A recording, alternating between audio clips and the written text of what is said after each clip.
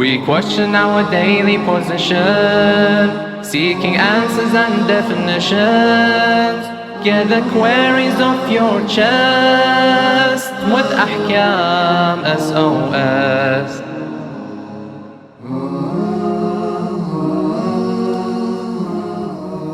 Assalamu alaikum wa rahmatullahi wa barakatuh. Welcome to Ahkam SOS, the show that discusses Islamic duties and practices.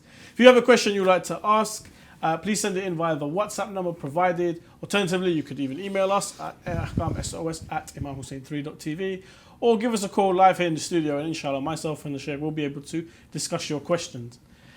I'm your host tonight, Mohsin Shah, and joining me is Sheikh Ali Mar. Assalamu alaikum, Sheikhna.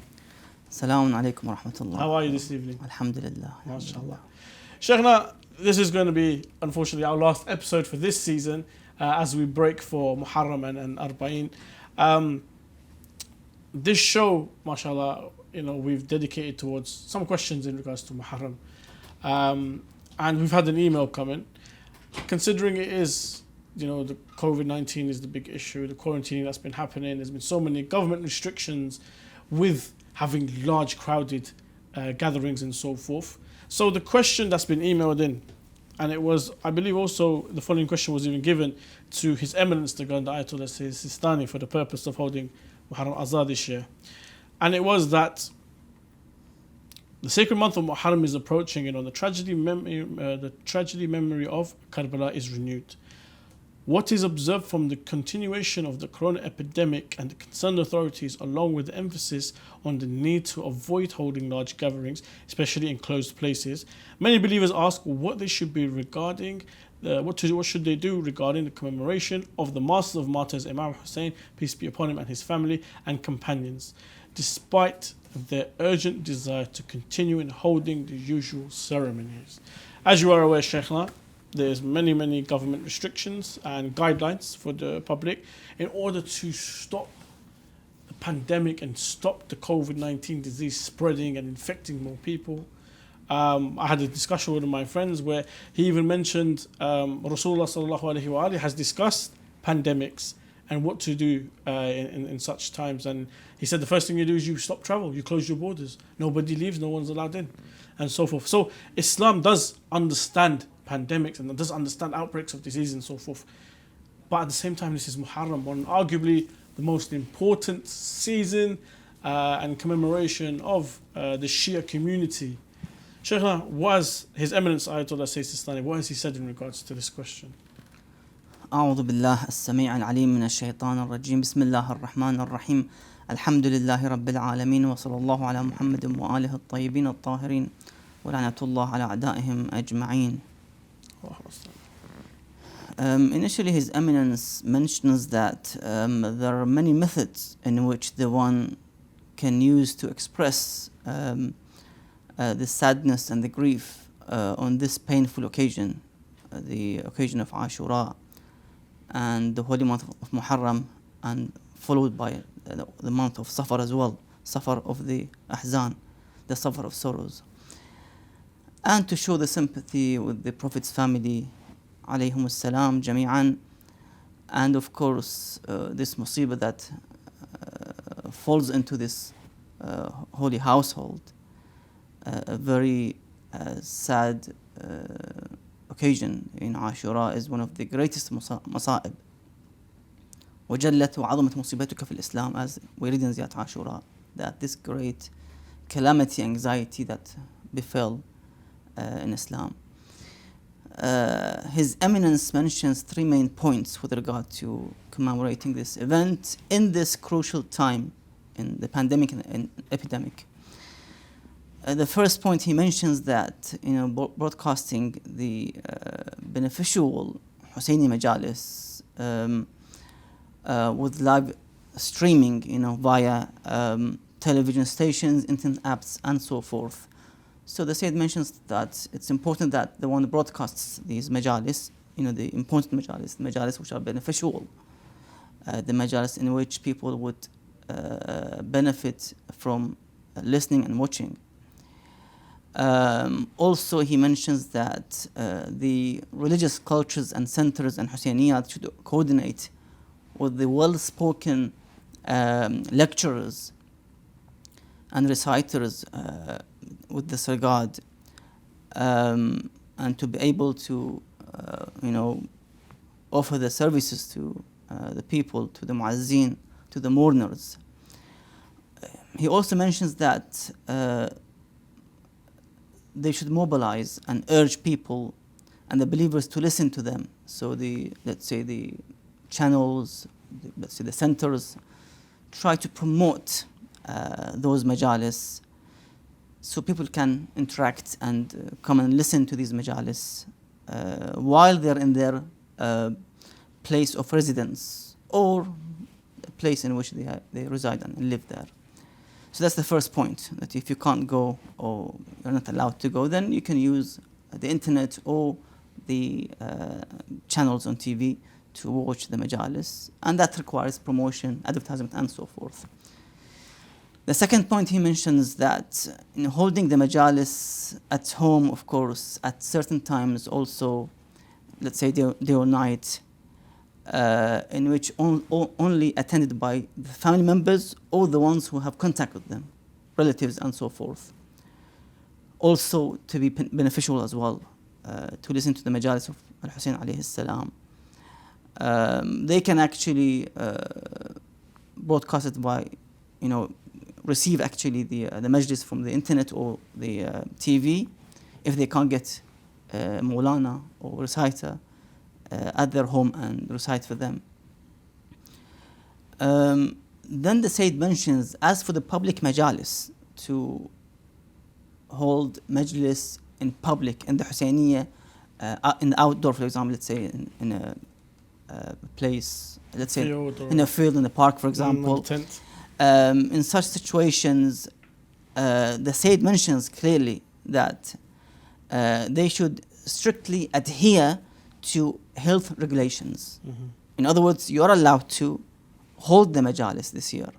Sadly, we've heard that some centers, they closed completely for this 10th night of Muharram.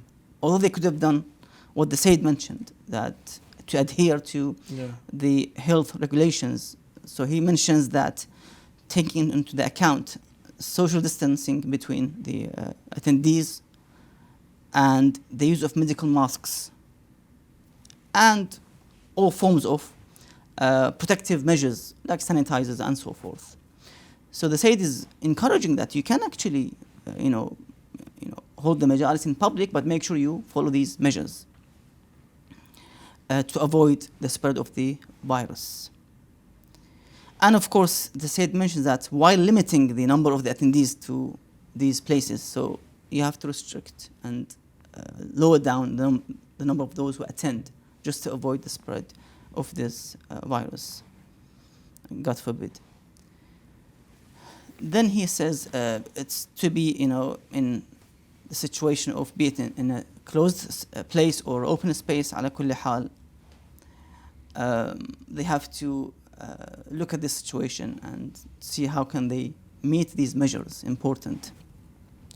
The third and last point of the Sayyid, he mentions that, spreading the message of Ashura, the manifestation of this great event on a large scale by, for example, raising black flags. You don't need to have that measures to just, to hang on or, for example, stick on a banner or a flag. Mm-hmm. So that is required in the squares, streets, alleyways, and other public places. Yeah. Show your devotion to Imam Hussein alayhi salam. Show your aza to this great master of the martyrs by, hanging, a piece of black cloth, for example, or red, let's say, flag, for example, to show your aza to the Sayyid sallallahu alayhi. And of course, the Sayyid mentions that it's important that to respect the sanctity of the private property. There's a hurma to other people's places. So make sure you don't override this sanctity of other people's, let's say, doorsteps, for example, their walls, and so forth. He would also mentions that it should include extracts of the Imam's words and statements, salamullah alayhi. in this great occasion. So the one be able to even write on the banners, the hadith of the Imam alayhi salam, the statements before he left, for example, Medina and Mecca. And finally, he mentions that with regard to distributing food, that try to, for example, limit to dry foods, for example, if they can, and in order to avoid, the spread of the virus. No, the main thing is about the virus. Try to limit the congestion of the people when giving away the food. على كل حال. So if you take all these measures, the health measures, then of course you can hold the majlis publicly with all the measures given, and also give away food as well.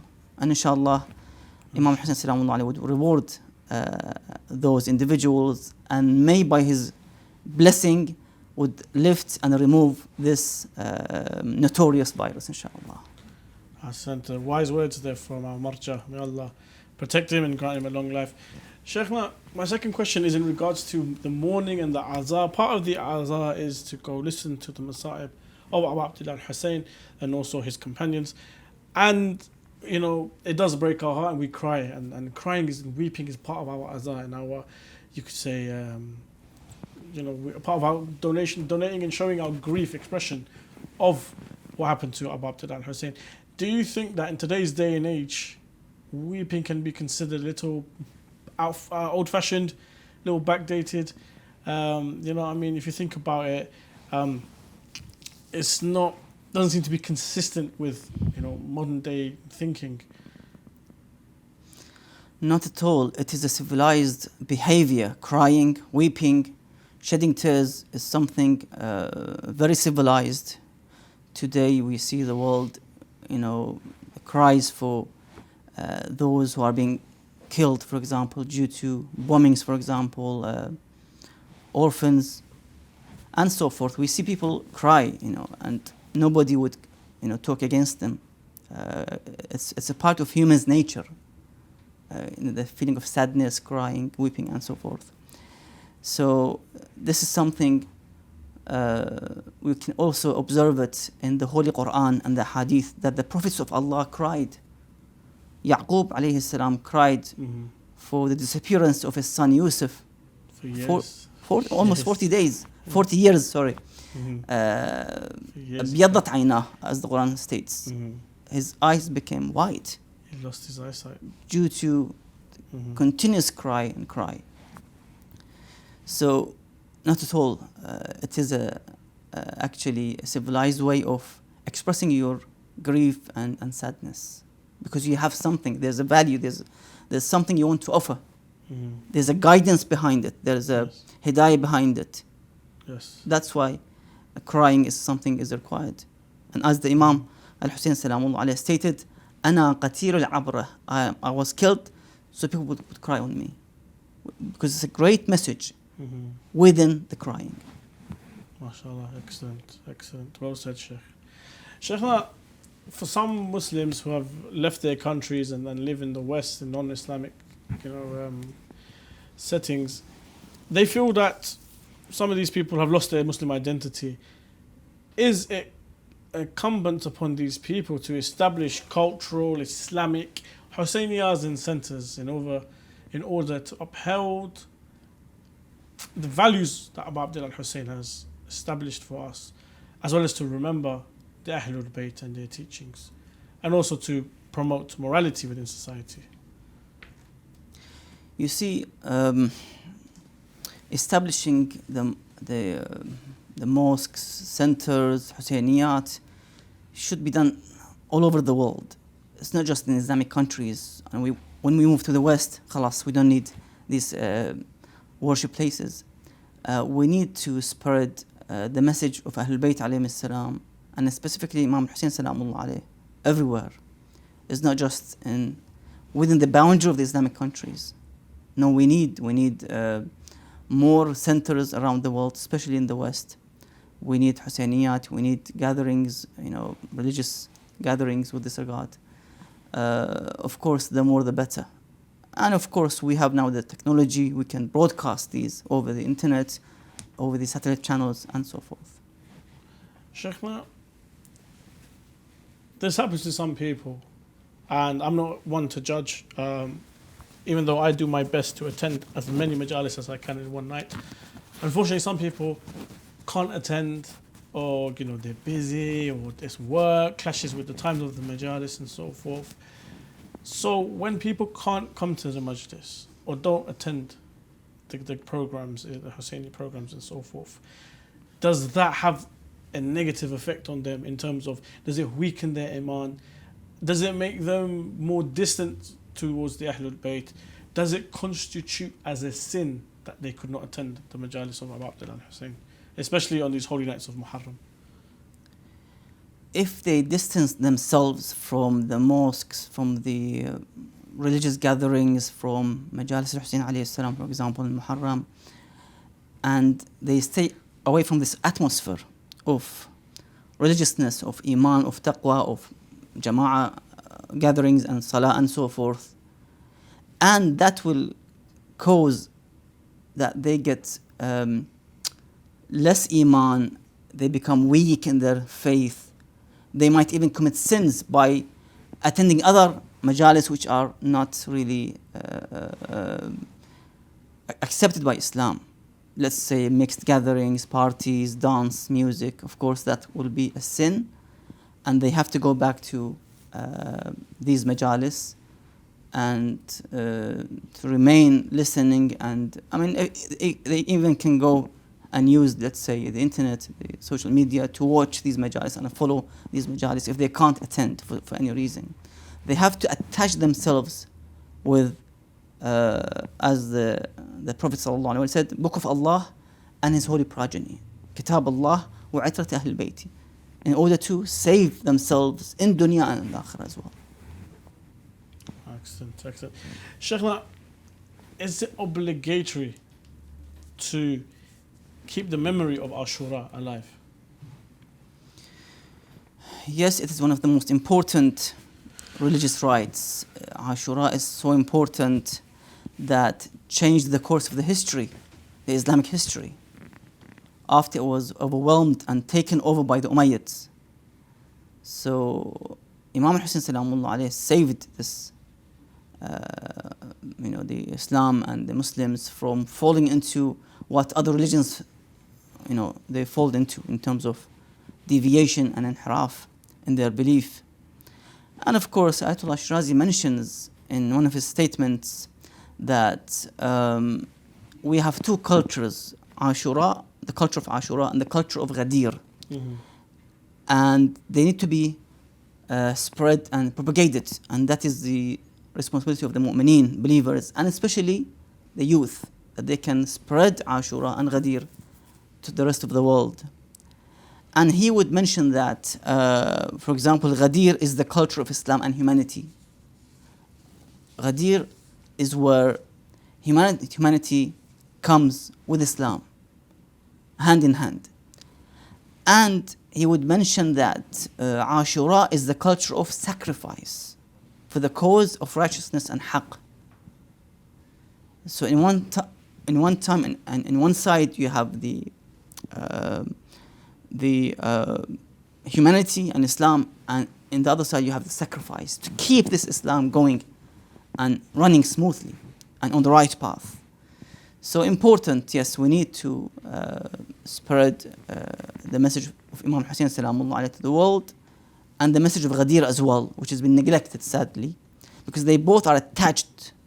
It's like two hands for an individual. So you need to spread this accordingly to the rest of the world, inshallah. Inshallah. Shaykh, a question here from the email.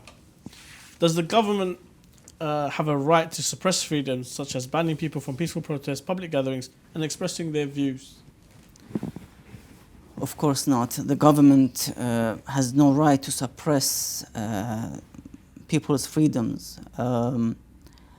And if the government bans something, then there's no obligation on that individual or the group to obey the government. No. In the time of the previous regime in Iraq, the Ba'athi party, they banned people from the walking towards the ziyarah of Al-Hussein alayhi salam in Arba'in. They banned majalis, they banned Oh, wow. azadari, they banned everything attached to Imam Hussein salamullah. But people broke this,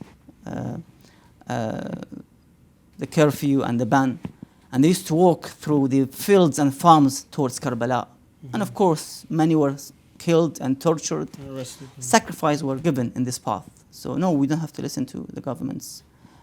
If they want to ban us from even the salah, for example, you're not allowed to pray.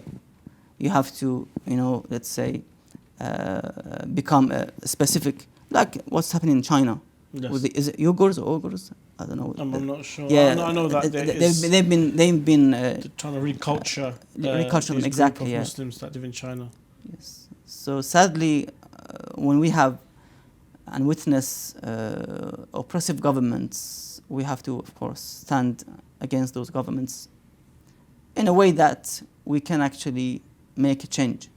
What about governments who, do they have the right to even confiscate material? For example, if we're doing a walk, we're doing a protest, or we're doing a march, we always do one on Ashura and Arba'in we have here in London. So we've got a procession going on. Are they allowed to come and interfere and take away, confiscate the materials, the flags and so forth that we have? What about those freedoms? Are they allowed to suppress those freedoms? Again, it is not permissible for them to confiscate people's property, take away their freedoms, detain or deport them, arrest them for no reason.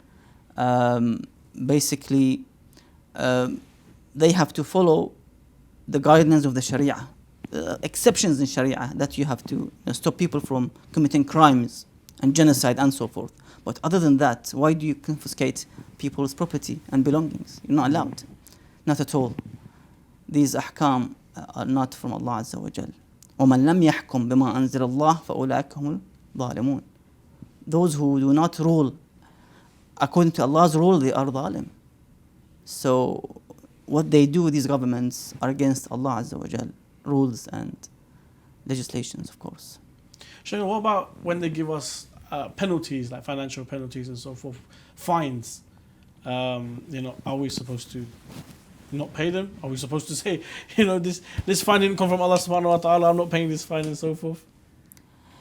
You see, no one has the right to take money from others in the name of financial penalties, because we have a rule in Islamic Sharia that people have authority over their money, their wealth.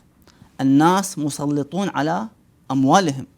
They have authority over their money. You can't take people's money for no reason, for just making up man-made laws. That if you walk this way, you have to pay this much. If you do this, you have to pay this much. No, they're not allowed, of course. Shaykh, we've got a really interesting question coming from the email. Assalamu alaikum. My question is it permissible to take a case to a judge within the judicial system or government that is known to be unjust or oppressive in order to seek or defend one's right? For example, if one's house was burgled and one wants to seek damages, in this case, would the constitute seeking justice from an unjust ruler which is condemned in Islam? So I live in a country, or I live under a government which may be, a little bit corrupted, unjust and so forth. Something's happened to me. I need to seek justice. I go to the government, who is an unjust ruler, a tyrant maybe. Islamically speaking, am I allowed to go to this person and ask for justice? If this is the only way to defend yourself and to seek one's right, for example, to get a lost right, for example, and this does not causes any harm to the faithful, to the believers, doesn't cause damage, for example, to others, then there's no objection to referring back to these individuals or organizations and government. Excellent. Sheikhna, who is obliged to pay the debt and the loans of those people who cannot financially afford to pay them back? You see, the real Islamic government that Allah would like this government to be on this earth is obliged to pay the debts and to settle the payment of those who have financial difficulties or debts. and unable to pay their debts. There's a narration with this regard that once Rasulullah sallallahu alaihi wasallam, he went on the pulpit and he said, "Man taraka," it wasn't just a debt, something else as well. "Man taraka malan faliwarathatihi." The one who dies and he leaves inheritance, it is for his heirs. It's not, you're not allowed to take anything in the name of inheritance tax. Yeah, which we have in That is dhulm. unfortunately. In Islam, it is dhulm. You're not allowed to take. You give the whole inheritance to the heirs, to the inheritors. You're not allowed to take any penny. That's the Prophet's statement and Islamic qanun and legislation. Then he says, sallallahu alaihi wasallam, وَمَنْ تَرَكَ دَيْنًا أَوْ ضَيَاعًا فَعَلَيَّ وَإِلَيَّ. And the one who leaves debts, then come back to me. I'll clear it off. Where would you find this rule and hukum around the world? That if you leave thousands of pounds or dollars of debts and you can't pay them, you go to the government, you go to the top of the government. The treasury, you could say. To the, I mean, the Prophet was actually the leader, the top leader of the state, of the ummah. The Islamic state. You go to him and he will pay back your debts. Where would you find this except in Islam and except in the Sharia of Muhammad wa Muhammad sallallahu alayhi? They are the only ones who would implement Islam and peacefulness and justice in their hukum and leadership. Excellent. Inshallah, we pray that we can live under a government that will actually pay our debts if we cannot afford them, inshallah, one day. Shaykhana, a question coming in the WhatsApp, an interesting one as well. If a Muslim girl marrying a Hindu boy, this marriage is valid. If it happens already, what is the solution to make it valid? Is it permissible to invite a Hindu in our homes? Can we eat with them? So here we have a situation where a Muslim girl has married a Hindu boy. First of all, is that acceptable? Is that allowed? Furthermore, what happens also if it's already happened and it is not valid? What is the solution to make that marriage valid? And furthermore, obviously, marriage kind of unites two families together. We go to each other's houses, we break bread together, and so forth. Surely the ahkam can get a little complicated in those situations. Are we allowed to eat from them? Can we invite them over to eat our food, and so forth? It is not permissible and allowed for a Muslim girl, to marry a non-Muslim man, be it a Christian or a Hindu. It doesn't make a difference. For a Muslim female, she's not allowed to marry non-Muslims. Why? Because Allah Azza wa Jalla states in the Holy Quran, Surah 4, Ayah 141, وَلَنْ يَجْعَلَ اللَّهِ لِلْكَافِرِينَ عَلَى الْمُؤْمِنِينَ سَبِيلًا. Allah will give the disbelievers no means of overcoming the believers. Because as you know, when the husband, when they get married, husband and wife, the husband overtakes usually. The husband has some kind of authority.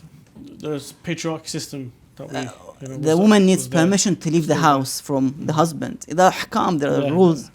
So usually the man who enforces woman, who pushes the woman to, at the end of the day, to believe in what he believes, for example, and so forth. That happened a lot. Many people. I know a family, a Sunni man married to a Shia woman. Eventually she became a Sunni because of the temporary marriage. He convinced her that temporary marriage is batil, it's wrong. Okay. So she became Sunni. Usually the influence is from the husband towards his wife. So that's why for the Muslim females are not allowed to marry non-Muslim males. Therefore, she must separate from this Hindu man.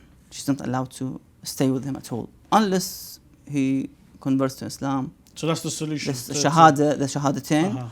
Then she can do aqd, aqd of nikah, and then they can marry. So that's the solution to the marriage. So the marriage is invalid, regardless. Yes. The solution to that is that the boy must convert to Islam, and then you recite they do the aqd nikah. Exactly.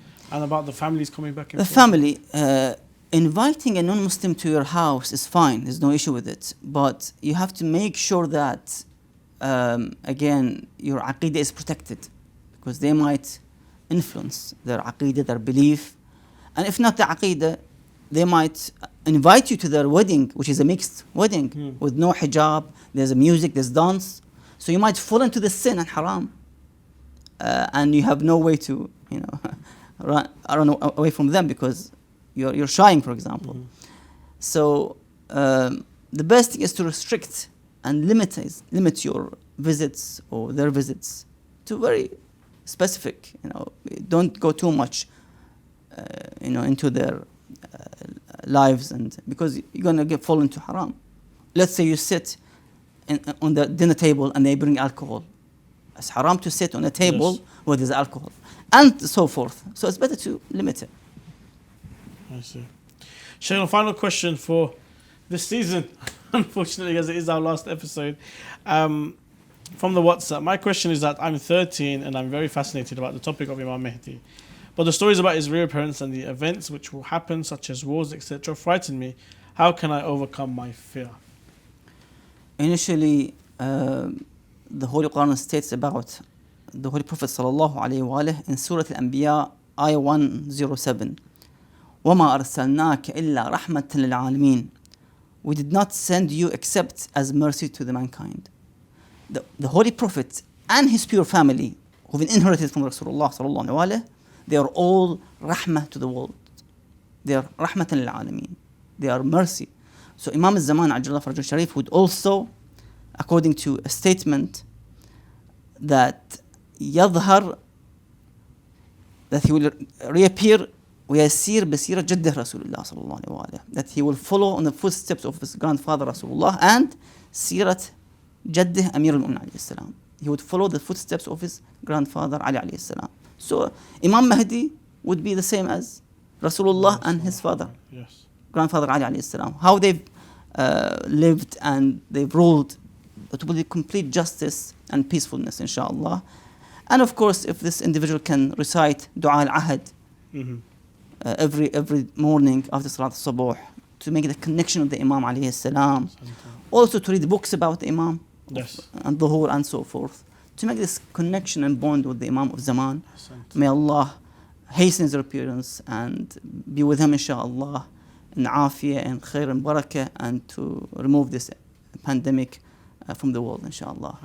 Shaykh, before we go, as it is our last episode for this season, any small thing you want to say to the viewers before we go, especially that Muharram is coming up as well? Inshallah, everyone, brothers and sisters, young and elderly, to participate in the majalis of Ahlul Bayt alayhim salam in the way that you see it and you find it useful, and you have the ability to online or by attending the majalis. And may Allah lift this anxiety and calamity from the world with the barakat of majalis al-Hussein salamullah alayhi, at home or outside. Excellent. Thank you for the brothers and sisters joining us over this season. On behalf of myself and the Sheikh, if we've said something that may have offended you or something that was incorrect, that you found that was incorrect, we do apologize. It wasn't our intention, and obviously everything we do has been backed by research, and every fatwa or every answer that we give, we do confer with the official offices of the Maraja. So we do apologize if we've said something that may have harmed you or something that you were offended by. Inshallah, we'll be back again after Muharram and Safar, inshallah, for a brand new season of Ahkam SOS. In the meantime, if you do have a question you'd like to ask for the new season, please send in via the WhatsApp, the email address ahkamsos@imamhussein3.tv, or give us a call. Inshallah, somebody will answer, but we won't, because we'll be a bit busy. But thank you once again for joining us on this season. Inshallah, it was very, very beneficial for yourselves. We'll be back soon. See you then. Assalamu alaikum wa rahmatullah wa barakatuh.